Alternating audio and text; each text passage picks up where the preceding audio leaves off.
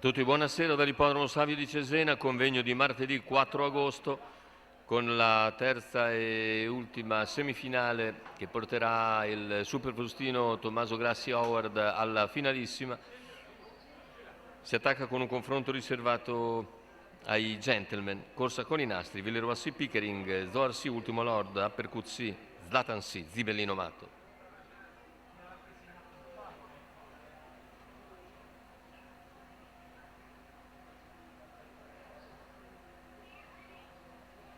Pronti? 1, 2, 3.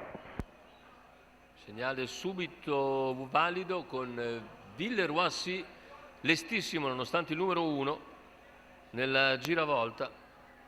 Villeroy quindi in vantaggio nei confronti di Pickering, rimane invece all'esterno Uppercut C. Vediamo i cavalli a completamento dei primi 200 con il favorito Villeroy C in vantaggio. Percorsi esterne Uppercut C, mentre in terza posizione rimane Ultimo Lord, all'esterno cerca di avanzare anche Zlatan C che lascia più indietro Zibellino Matto e in coda Zorsi.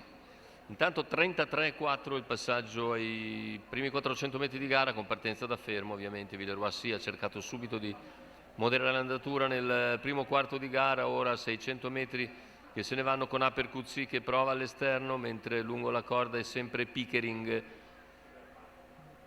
Intanto allarga però Uppercut C e viene infilato da Zlatan C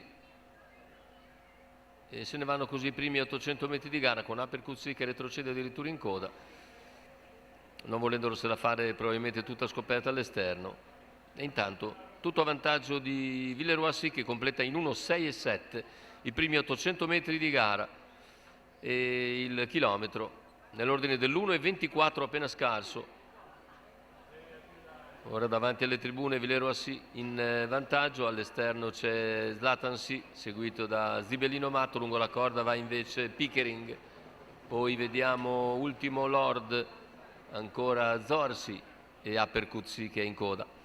15:1 ha cominciato ad accelerare il leader, cerca di mettere in difficoltà il gruppo dei cavalli all'esterno, in seconda posizione si mantiene Pickering davanti a Ultimo Lord, mentre all'esterno c'è anche Zibellino Matto che segue direttamente le mosse di Zlatan C.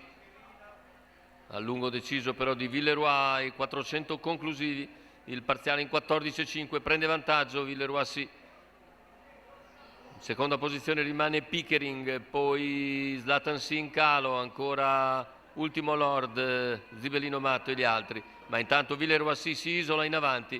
Villeroy C nel finale è in netta evidenza, esulta ben prima del traguardo Vincenzo Vitaliano che viene a vincere nettamente, mentre per il secondo posto è il numero 2 Pickering che riesce ad aver ragione degli avversari. Sbaglia invece Ultimo Lord nelle ultime battute. Andiamo a rivedere le fasi finali, vedete la vittoria di Vincenzo Vitaliano e Villeroy C da favoriti, 1,92 la quota al totalizzatore. Il secondo posto per il numero 2 Pickering, mentre è di galoppo il numero 4 Ultimo Lord e terzo finisce così Uppercut C.